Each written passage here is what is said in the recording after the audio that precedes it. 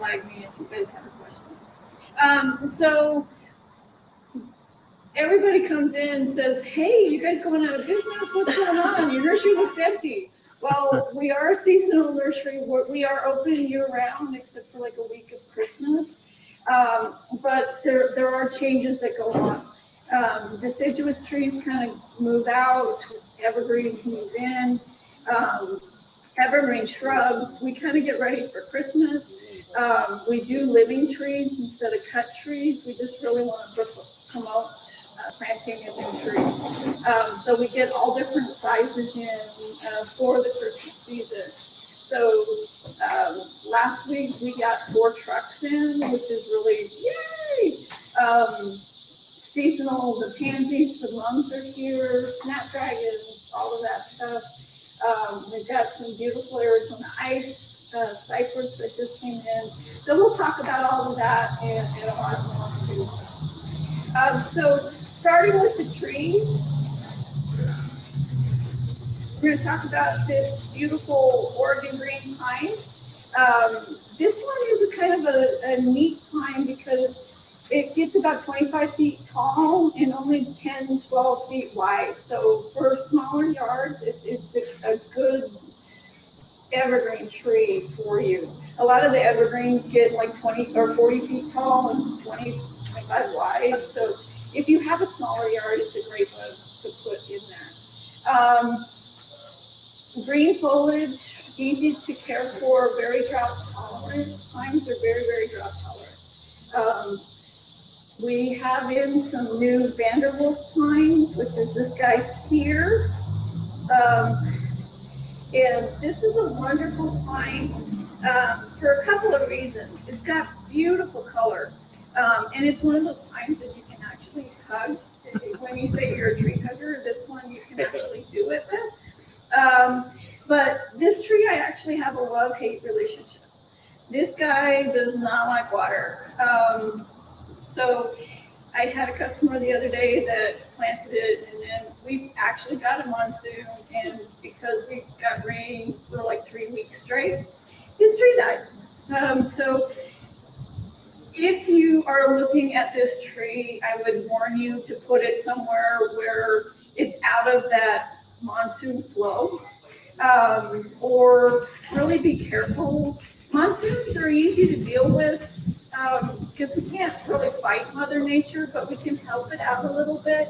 So if you have a tree that's kind of stressed and doesn't like water, you can actually poke holes around your planting bed just to get some aeration in there, so it'll help dry it out easier.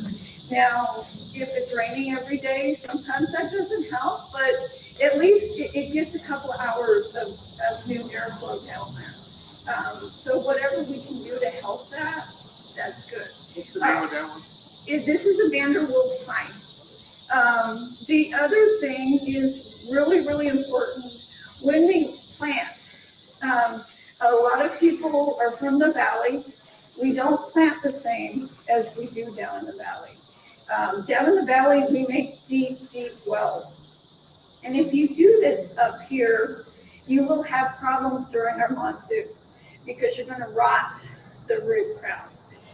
So when you plant, you want everything even or just a little above. Even if the root ball is slightly above the ground, you're going to be better off than you are if it's down, because you will get that rot. If it's up, it will allow it to dry out more during those wet seasons that we can't handle, or we can't change how much water we're putting on it. Regular irrigation, we can shut it off, all of that, so we can fight that. But with the monsoon, we can't just say, hey, I've got enough, thank you, can you go somewhere else? And it just doesn't work that way. So be really, really careful with this tree. Like I said, it likes water once a week. It doesn't like to stay wet. And most pines are that way. This one just gets effective quicker. But it is a beautiful tree.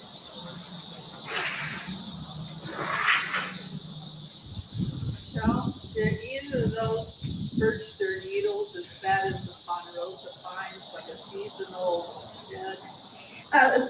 really good question. Her question was, do they shed like the ponderosas? All your pines are going to shed, but not like the ponderosas. It's going to vary depending on the size, but yeah, you will have needle shed with the pine tree. Even your little bugle pines will shed.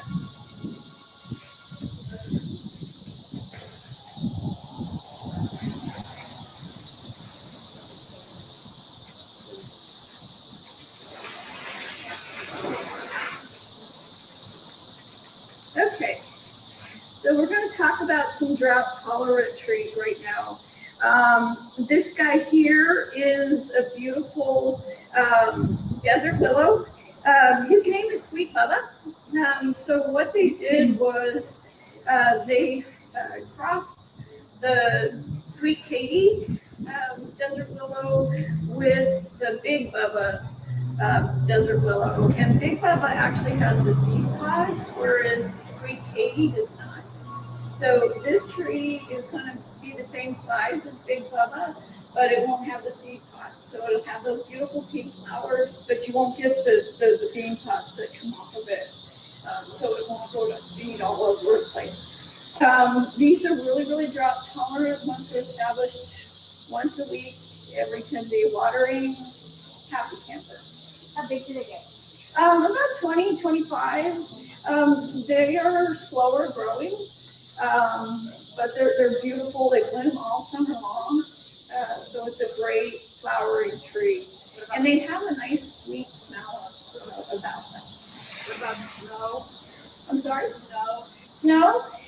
Snow doesn't bother them as well. They're deciduous, so they're going to lose their leaves.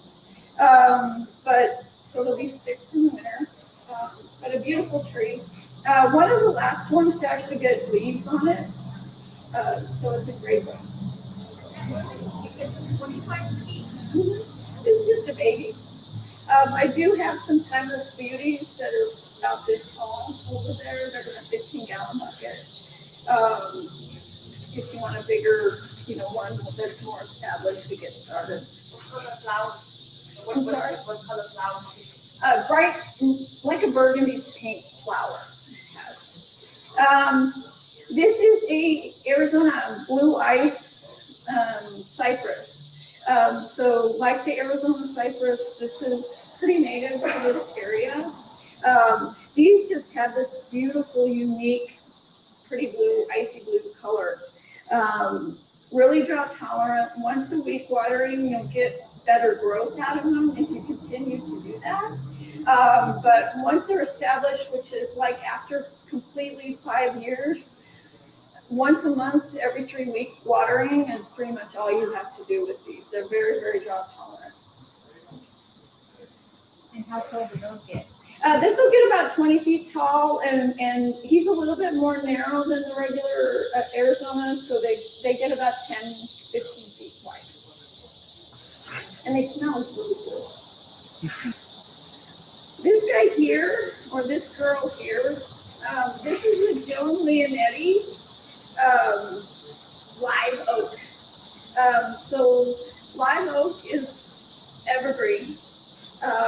Even though it looks like it's deciduous and will lose leaves, it does lose leaves. It sloughs them off in the springtime, and usually you'll get a slough in the fall as well.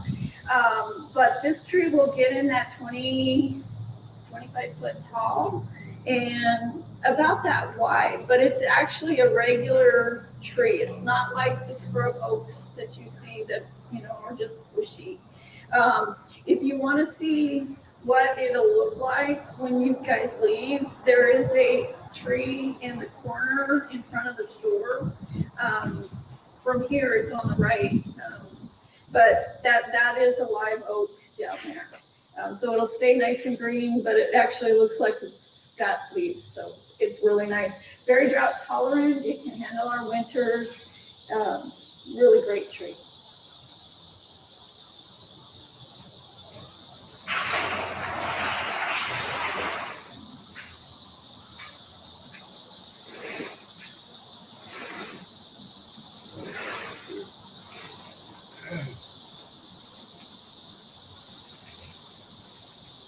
All right.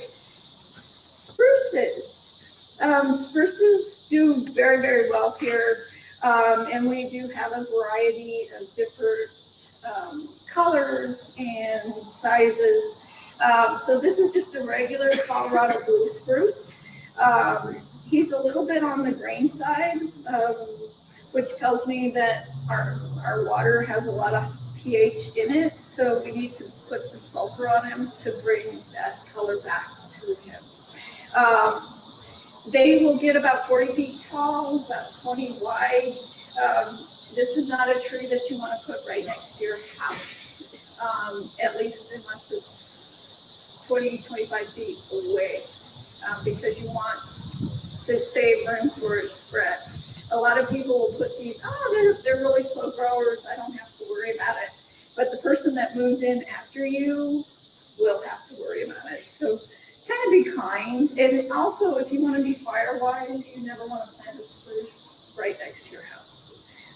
These are full of resin, and if the fire comes through, these will just soak it right up and just explode. This Alberta, so we go from really big to really small. This Alberta spruce is a very, very, very slow grower. He only goes about 2 to 3 inches a year. Great for like your front porch or, on each side of your door, entryway. Beautiful trees. Great to decorate for Christmas.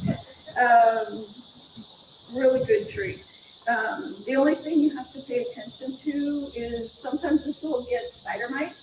So kind of pay attention during the summertime. You're kind of looking for webbing. If you see any webbing, just grab your hose and spray it out. If you notice they keep coming back, you will want to spray for the spider mites. About 8 feet. 8 feet tall and 3 to 4 wide. Basically the max that it'll get. Yes. One of three of mine is starting to like spread out, looking more hairy than compact. And I always watch for the spider mites. I just keep them sprayed with water all the time, so I know that's not it. I don't know if there's, will they do that like in the summer? Like, is it an Alberta spruce or a different type of spruce? Alberta. So yeah, the spider mites you will notice dead. And it'll die pretty quickly if you have them and you don't catch it soon enough. But like I said, sometimes the power watering will get it out. Sometimes they get encrusted, and it depends on their webbing because that webbing is protection for them. And they just burrow in there, and if you don't get all that webbing out, they're still there. But I was asking if they have, not the spider mites, the tree has can just spread out and No. it's compact. It usually stays compacted. Okay, so I got something going on.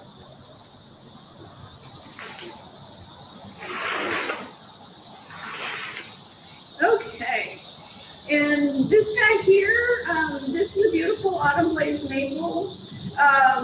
He is one of our larger trees. He'll get about 40 feet tall, about 20 wide, 25 feet wide. Watering very, very consistently once a week will keep him growing. He's a very fast growing tree. So once you get him, his roots get into the ground and he gets enough root mass to support that growth, you'll get 12 to 18 inches a year out of him. He does need fertilizer because they tend to get chlorosis, which is when they kind of turn yellow and then they got the green veins in their leaves. That's iron chlorosis, and it's because of our high pH level. The tree just can't intake all the nutrients that we're giving them, so we need to add sulfur to your soil. If you use the all-purpose plant food, this has sulfur in it.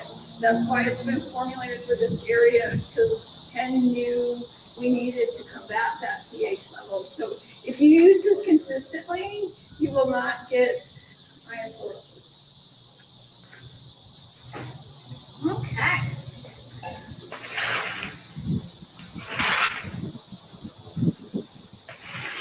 This breeze is wonderful. Isn't it nice? Yeah, it's never like this. It's always like an oven. It just cooks. I'm messing up our living room. No. Okay. So let's start with some desert plants. I'm gonna steal this chair.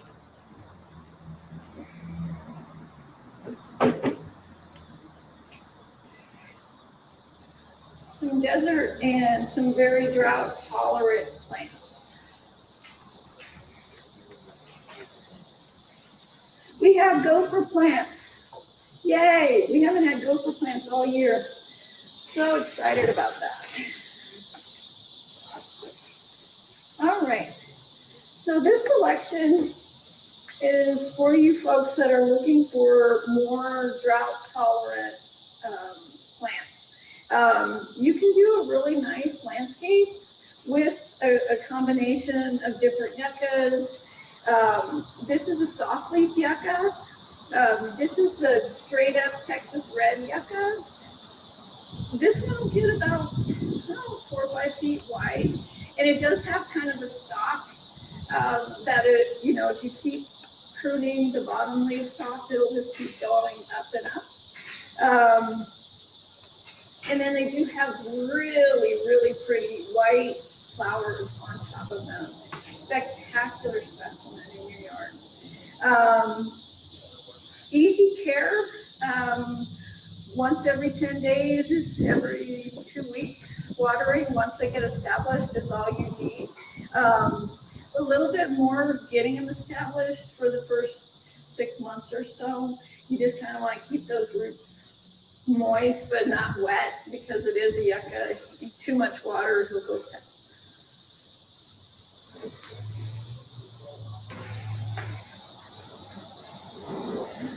This is Mediterranean carpet. Really, really pretty ground cover. Very, very drought tolerant. This will go south if you overwater it. So probably once a week, maybe every 5 or 6 days when you're getting it established. But after that, once a week, every 10-day watering will do just fine. Beautiful pink flowers. It is kind of herbal, so there's a nice scent to it. Get about 3 feet wide, so it's a great kind of ground cover. Rock gardens, it does really, really well. And this is also animal resistant, so you can use this if you have a deer, rabbit, happily and all that good. So this and this are Euphorbias. This is a soft leaf Euphorbia. This is rainbow ascot. This is one of our most popular plants here. We all just love this plant. He is an evergreen perennial, which is one of the reasons we love him. So he'll keep his beautiful color all winter long. He doesn't die back to the ground or anything else. And he will actually turn a little bit purple on his leaf. So it'll give you some really pretty color in the winter. In the spring, he will get orange or yellow chartreuse color flowers. And they're very similar to this gopher plant here. So this is a gopher plant, and he kind of looks prehistoric to me. He just has this beautiful texture, and they do have the same flower. It's bright yellow, about hand size, really, really pretty. Both of these will get probably about this big, evergreen, so they'll last all winter long. This is a great drought tolerant plant, and I water mine about every 10 days or so.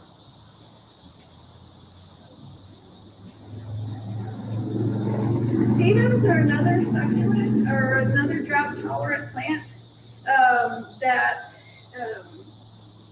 do really, really well. This is the firecracker sparkler stone crop. He gets little flowers that are about this tall and really dark pink, but beautiful foliage. He does die back to the ground in the wintertime, but he comes right back up in the spring.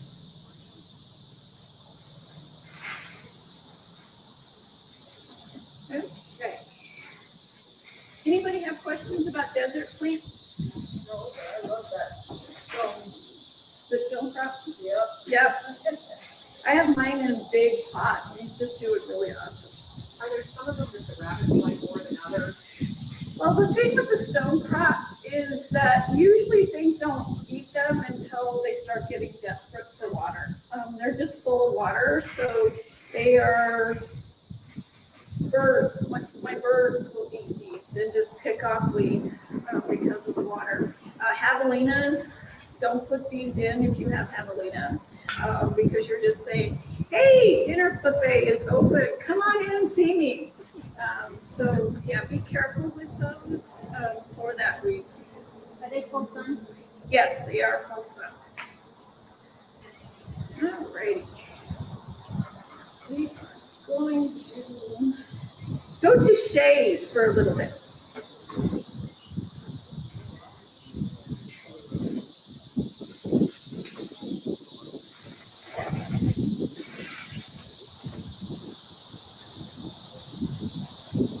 We'll do this in 2 seconds. All right, so shade plants. Most of us do not have shade. We all live in the full sun here. But there are a few of us that are lucky that have trees or our house faces east or northeast, and we don't have to worry about that hot intense sunshine all the time. So there are shade plants out here that do really, really well.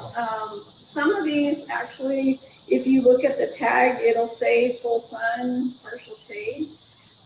Let me give you a warning if anybody are new. A lot of these are familiar faces to me, so you've probably heard this before. Be careful when you read the tags. They make tags for the entire country, not just for us. So if you are wondering, please ask if you're concerned about where you're going to put it, because sometimes if it says full sun on the tag, if you put it in full sun, it's going to fry. Because we are a mile high with altitude, we're usually really, really dry, except for during the monsoon season. So let me start with the Fuchera, however you want to pronounce it, or corabels. That's a whole lot easier. Is the old-fashioned name. This one is Orange Delight. With the Fucheras, it's all about the leaf color with these guys. It's just a beautiful foliage. They come in a variety of colors. This one's kind of an orange purple. Fire alarm is bright red. There's a limeade. So there's all different colors and schemes that you can do for your shade garden. Sometimes these will actually stay evergreen for you. It just kind of depends on how protected your area is and how cold we actually get. So this is an awesome plant. This one is actually deer-proof, rabbit-proof. So if you do have those little guys, this is a good one for you. Plumbago is a great one. This is the dwarf plumbago. Does really, really well in the shade. However, I was at a house the other day doing a consultation, and there was probably a 6-foot, 8-foot patch. And I came around the corner, and it's like, oh my gosh. And it was just this color, and it was just a field of blue. I was like, what is that? So I had to slow down and take a look at it. And it was this. And it was out in the full sun. So I think if you water it enough and it keeps it moist, you can actually plant this in the sun.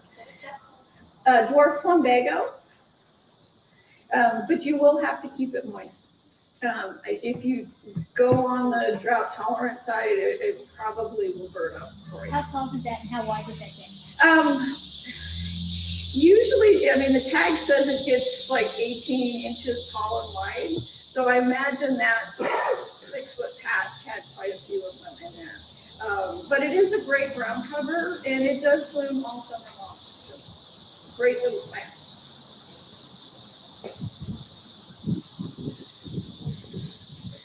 Ajuga or Bugle Weed.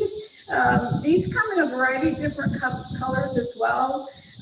Most of these are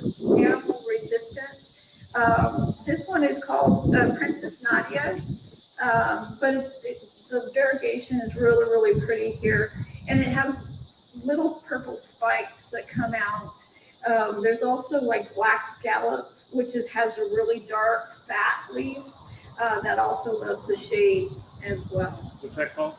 A juga.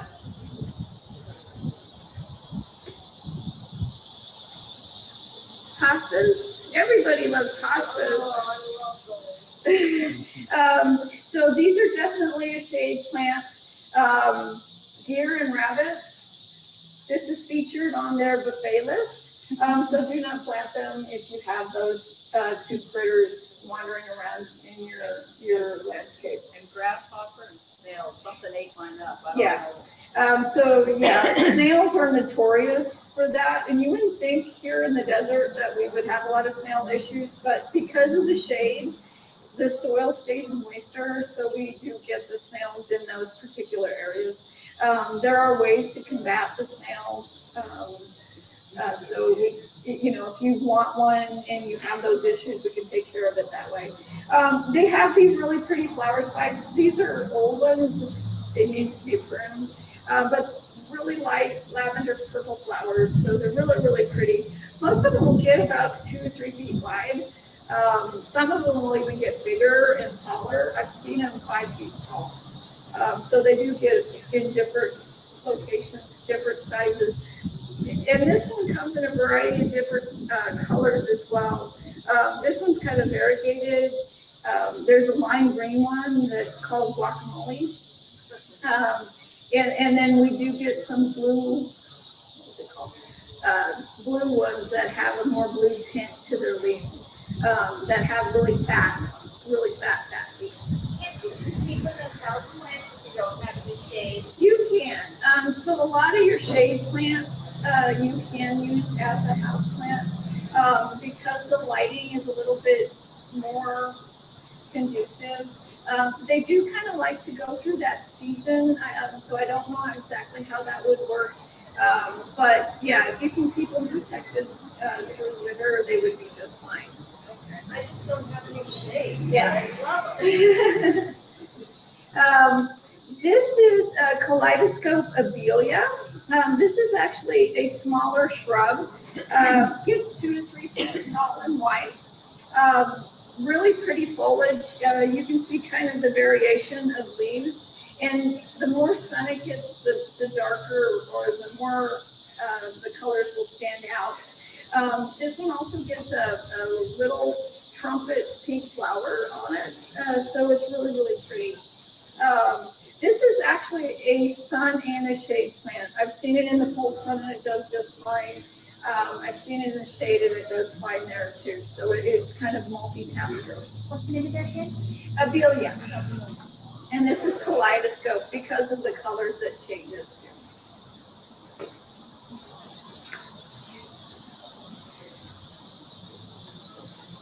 Holly is another shade plant here. This is the wet, which is the nice thing is that it has male and female in this plant. So you don't have to have a second one to get the beautiful flowers and the berries on it. One will do ya. We're fixing to go into Christmas and it's starting to do its thing, so it's getting ready as well. Just like the stores. Can you believe the stores have that Christmas stuff already? It's like it's not even Halloween yet. Hollies do get really big. These can get 6, 8 feet, but you can trim them. They're very, very easily trimmed.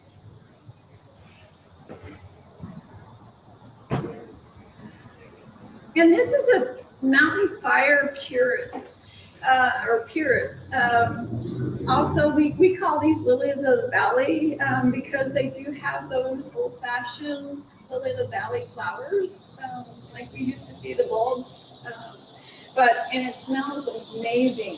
But the reason this is called mountain fire, and let me turn it around a little bit, is that the new foliage is all this bright yellow or bright red color. And it just looks like it's on fire. Really pretty shrub. This guy gets about 5 by 5. Very trimmable, but you can see here it's starting to bud out, so we'll have flowers pretty soon. This is an evergreen. It is a shade-loving evergreen. Really pretty shrub. What's the name again? Pyrus, and it's Pieris. But no sun. No sun, morning sun. You can do a little bit of morning sun. That'd be perfect fit for my house. I got you some Gatorade, Michelle. Oh, thank you. Yeah. Okay. I think we're good there.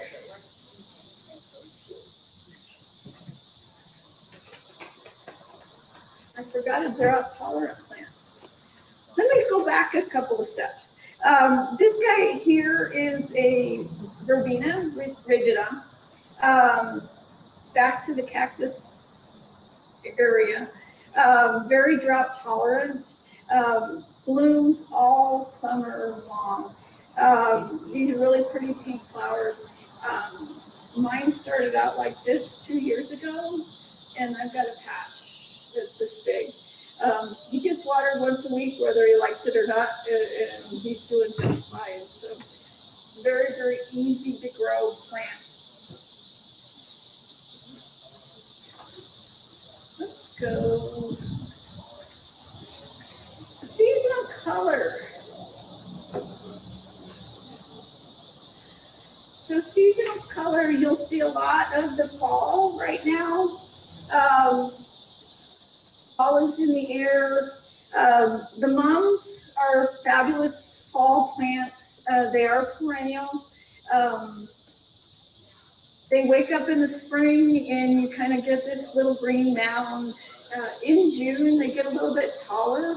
If you actually give them a little bit of a haircut in June, they'll be bushier when it comes time to bloom now. They won't be as sticky as they can be if you just let them go. Come in a variety of different colors. They love the full sun.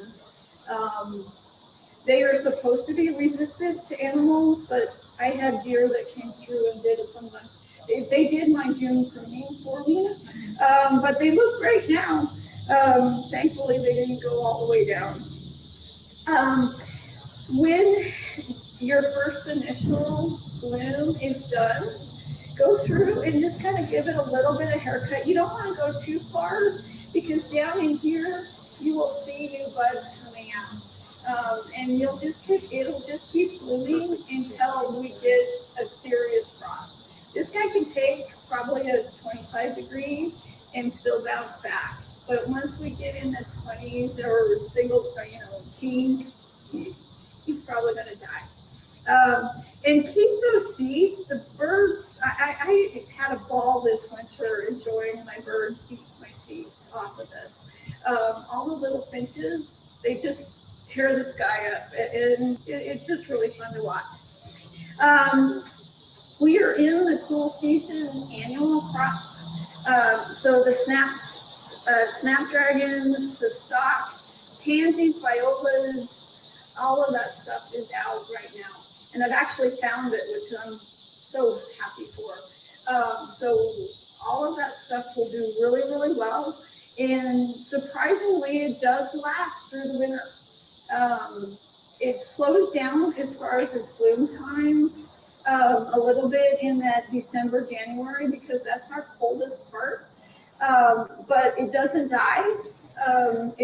Once February gets here and we start warming up a little bit, you will have new buds, new blooms, and it will last until the heat of May comes, which we dump out our pansies and we put in vinca or lantana or all that fun with summer stuff.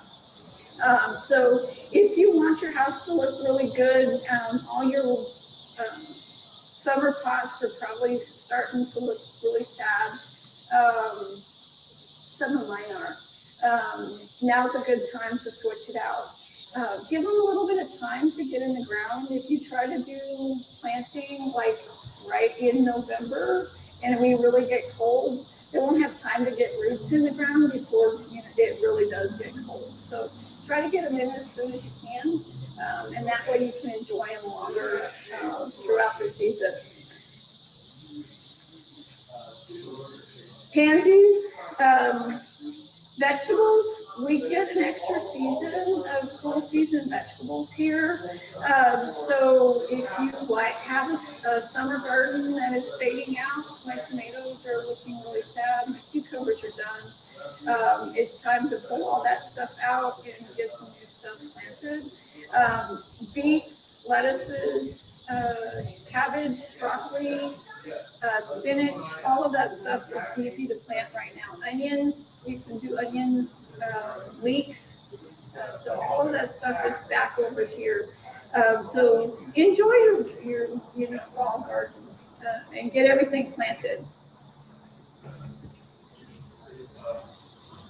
And stock, I love stock because it smells like cloves. What It is gives that you one? stock. Stock? Yeah, Like beef stock?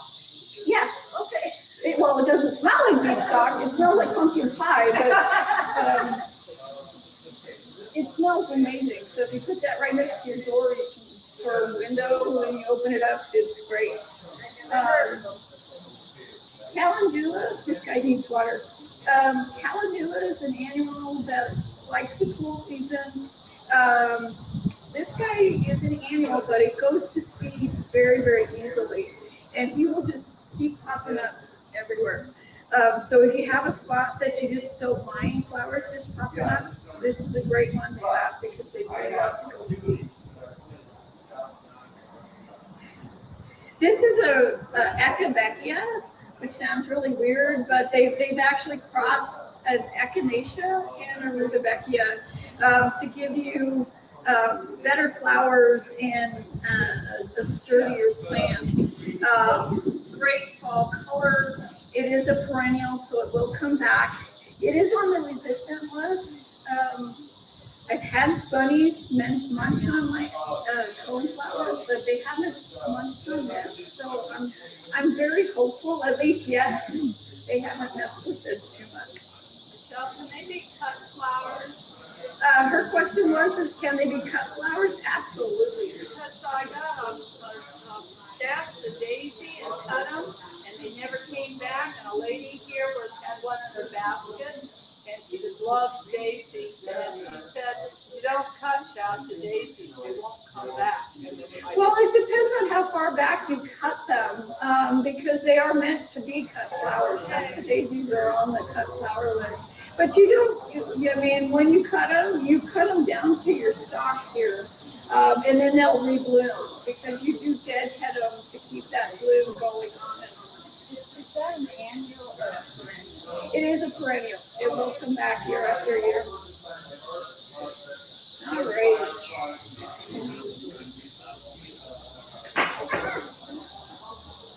Be careful, Mom.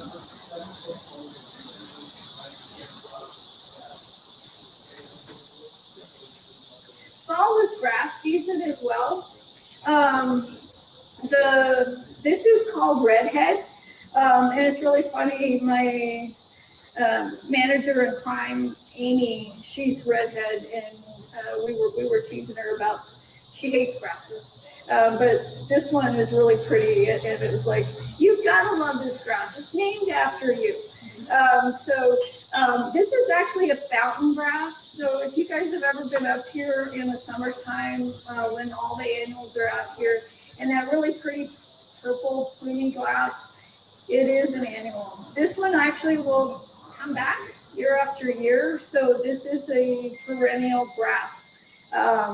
This is a taller grass. It'll get about 4 foot tall, but it is absolutely spectacular. Do they do well in pots? They do well in pots. You just need one that's hot. Yeah, you could. Water as normal. Grasses do like a little bit more watering.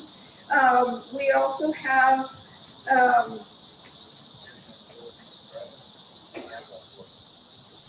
we do have the ivory feathers pampas grass down in the annual or perennial house down there. And that's what's blooming at the front gate as you came in. Ivory feathers gets about 6 by 6. We do actually have the full-size pampas grass, which will get 10 by 10. Still have those pretty flowery plumes, just like ivory feathers. So it just depends on the size of your yard and what type you want to do. This grass here is called Blonde Ambition. Just a beautiful grass. Kind of looks like eyelashes, but it's a beautiful, it sways in the wind, and this is fall's when grasses really come to life because they all start to flower, and you get to see their beautiful seed heads. This is Elijah Blue Fescue. This is one of the smaller grasses. He'll be a mound about 2 by 2. And he is a fescue, so you'll see those seeds like you used to see in the lawn. But really, really pretty. He is an evergreen grass, which is one of the few evergreen grasses. All these other ones will die back in the wintertime. And then we do trim them in March. So if you're going to do any trimming, you want to do that in March. But this guy doesn't usually need it.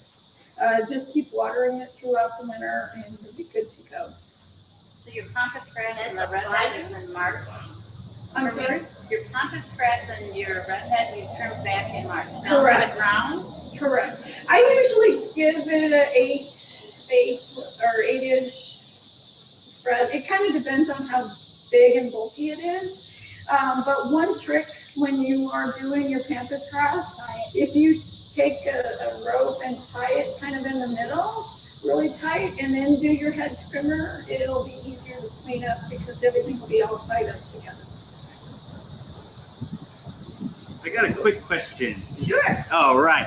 I would like a ground cover for small crevices between my flagstone. So what would be something good for that? So I would use the creeping thyme. Creeping thyme loves that little crevice area. It can get a little bit bigger, so it kind of depends on how you put your flagstone, but you can trim it up really easily. But it'll fill all that area around your flagstone. Cool. Thank you. You're welcome. All right, flowering shrubs. Of course, because it's the end of the season, I only had a couple of flowering shrubs left. But flowering shrubs, this is a potentilla and it blooms all summer long. I just love the pretty little yellow flowers. This is deer and rabbit resistant, javelina resistant. It is deciduous, which means it'll go to sticks in the wintertime. But you just kind of give it a little trim in the spring just to shape it up. And it'll come back for you beautifully as soon as spring starts warming up. Butterfly bushes, we have a few left of those as well. Butterfly bushes bloom all summer long, which is great to have some color going on in your yard. Butterfly bushes are deer and rabbit javelina resistant, so they're awesome to have in your yard. Russian sage is another one that if you do have animals, that's another one that has good resistance for those things. Yeah. How about the sun too? Potentilla is a full sun plant. Loves the full sun. This is one of those plants that I always tell people to water the heck out of it when you first plant it. Once it gets established, it's drought tolerant, but when you first plant it, getting the roots going, you need to water it daily. Same with the ivory feathers pampas grass. That's another one that you will water basically daily, every day. If we get hot, it wouldn't hurt to do it twice a day, just to keep that root ball tight or moist. Is that rain? It's raining. It is raining. That is rain. Oh my God, it was raining this morning. Yeah. I was. Sorry, we get really excited when it rains. What is that? Cicadas again? No, it's rain. The cicadas hitting the roof? Yeah, no, it's rain. You're dive bombing. Yeah. Okay, so this guy here is a tiger eye sumac. And sumacs kind of get that bad rap because they do kind of sucker out. but they have gorgeous fall color. And if you have a big space or a corner where it's okay if something kind of goes crazy, this is a great plant. They don't go as crazy as the old-fashioned sumacs do, where they'll take over your yard within a season. These guys will get in that 6x6 size range. And very interestingly enough, when this guy sheds in the wintertime, you will just have a stick left. So when he drops, this is his whole leaflet. So he will be, it'll just be a stick. And these just pop off. And then next summer, he will be nice and big and ready to go. 6x6 is his sun. Full sun, he's great in the full sun. Will it work in the shade or no? Not so much. I mean, as long as he got about 6 hours, he would be probably okay. But not on a porch. Not on a porch. Okay. Cotoneasters and evergreens. Cotoneasters come in a variety of different sizes and colors. These are just two of the varieties that we have. There's also the Carnii cotoneaster that it has a broader leaf, and it's about 6 to 8 feet tall and wide. He has a nice spread, almost like a butterfly bush. He just has some graceful branching. The gray leaf cotoneaster, which is this guy, I love his color. You don't get this color very often. You either have your greens or your blues, but this kind of grayish green is really pretty. Like all cotoneasters, they have the little white flowers in the springtime and the beautiful red berries. This one here is the Echo cotoneaster, and he's a more ground cover cotoneaster. He will get in that less than a foot tall and 6 to 8 feet wide. So if you are looking for an evergreen ground cover, cotoneasters are one of them. There's also Spruce, which is really low to the ground. So if you have like pack rats that you're worried about getting underneath stuff, the Spruce is better because it's just really low growing and they can't get underneath them. Or you don't have to worry about trash or any of that stuff. But the cotoneasters are great evergreens that will last all winter if you want to add some winter color to your yard.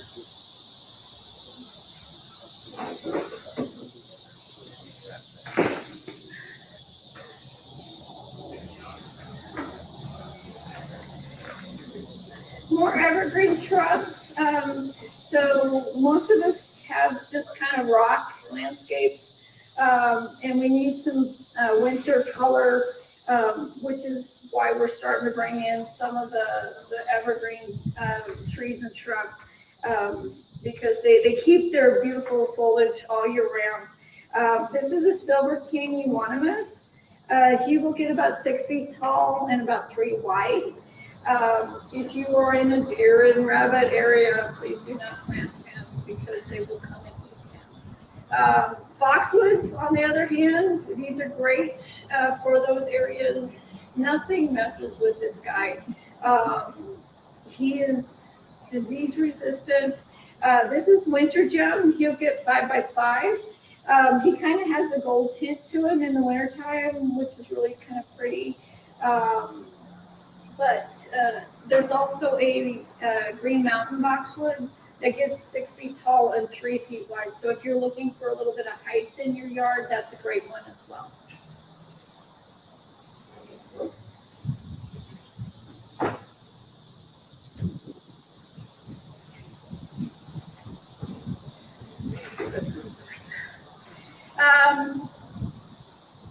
Our favorite heavenly bamboo, Nandina. This is a great shrub for the season because he's fixing to turn bright orange. This is a compact Nandina. There are some bigger ones, the Domestica, which get, 4 or 5 feet tall, 6 feet tall, and they're more tree-like, and they do kind of sucker. These will sucker some, but not like the other ones. But they stay nice, compact versus just hedge them down in the springtime, green in the summer, and then the beautiful red and orange foliage in the wintertime. Their berries are poisonous, so if you do have dogs, once they start to flower, you can always cut that flower off or let it flower. It's kind of insignificant, so you won't notice it much anyway. It's all about the foliage. But great little plant if you're looking for some evergreen color for winter or summer. Full sun, white shade. Full sun. This one is also versatile, so it can do the shade as well. You don't get the spectacular color as much in the shade, but it'll do just fine. All right, junipers. Junipers are one of those that also come in a variety of different sizes. This is tamarack, and tamarack is a kind of medium-sized ground cover, so it'll be about 2 feet tall and 6 to 8 feet wide. Stays green all summer long. Drought tolerant to the point where once it's established, once a week watering is fine. Junipers also there's a really well-growing one, Calvary carpet, is like 6 inches tall. There's a new one that actually will do well in the shade, which is awesome. It's called Guernsey Green. And usually junipers don't like the shade. They get too damp. But this one seems to be compatible to our shade areas. That being said, be careful with the watering. You don't want to, shade tends to hold that moisture a little bit longer, so be careful you don't overwater it. There are also upright junipers that will get 6 to 8 feet tall, more privacy screenings, Wichita Blues, Spartan. We've got a new one that's called Moonglow. It's kind of a gray silver color, really, really pretty. He will get about 20 feet tall and 8 feet wide. So he's a really nice, larger juniper if you need some privacy or something like that. Okay. I think I've gone through that. Anybody have any questions on what I've gone through so far? How effective do you think that gopher plant is with gophers? Because I've had them and I couldn't tell. So I've been asked that question. I don't know if they're just called gopher plants because of kind of how they grow.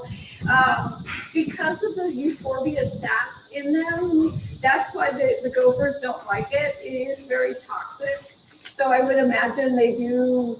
I mean, the gopher might take a bite out of it, but they won't destroy it. Yeah. But if you're trying to plant them in your property so you don't get gophers, you need a new strategy because that's not going to be effective. Anything else? Really quick, I just want to mention we have had about 20 phone calls in the last 2 days about blister beetle. And this is totally off subject, but they are invading this area. I had somebody out in Malden yesterday, and then somebody in Prescott Valley. Blister beetles are kind of bluish black, about yay long, and they will strip a tree within hours. Any tree? Any tree, deciduous mostly. They like those leafy trees. So please be prepared with an insecticide, the multi-purpose spray that we used to sell, or the sayonara. Have it in your arsenal. I know it sounds like I'm just trying to push products, but these guys are deadly, and you're gonna wake up one morning, someone called yesterday, and my lilac was beautiful last night, and there's nothing on it this morning. So they can happen that fast. So be prepared for it. Sayonara is the bug spray. Is that good for grasshoppers too? Yes, so Sayonara is our insect spray, our new insect spray. So it works on aphids, spider mites, strips, all of those. Spray it right on the plant. Spray it right on the plant, tree, bugs. It is a contact spray. It does leave a residue on the plant, so they will eat it and die. But be prepared for your stuff and pay attention to your yard. If you don't look at your yard in a week, you might not have a yard left. Should we spray that as a preventative before You anything absolutely happens? can, just with the knowledge that they're here, unless you're, especially if you're going out of town or something, you want to spray it before you leave. Yes, ma'am. Birds, bees. So birds and the bees, and the peppermint trees, I just had to say them, I'm sorry. Let it dry, do it early in the morning, when the bees aren't around, or late in the evening, spray it then. If you do contact the bee, they will die. It just kind of happens. Harvest time. I'm close to harvest time. You can use it up to harvest time. There are instructions on here, please read them. Just like anything else, wear protective gloves. It's basically a synthetic crushed chrysanthemum, so it's non-toxic.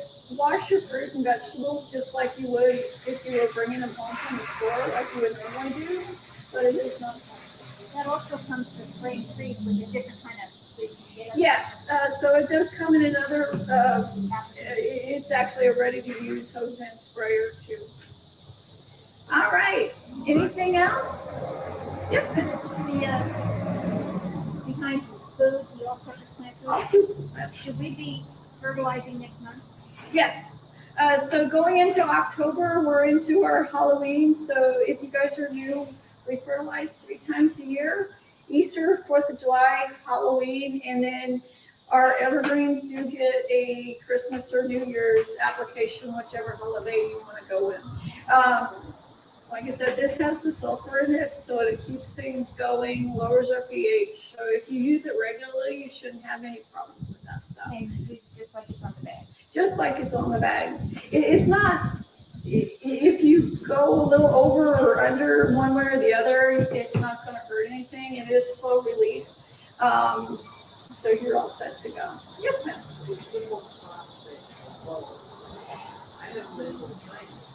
I don't have triple phosphate. I think they stopped making that, but I do have super phosphate. It has an 18 as that middle number, and it works really well with bulbs. I've used it for the last 2 years.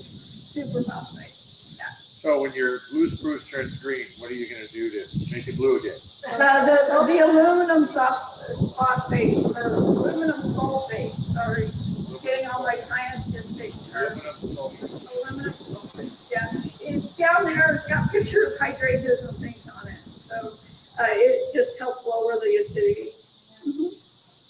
Anything else? Well, I want to thank you very much for joining me today, and I'll be around if you have any questions. Sounds good. Bye, Michelle. Bye.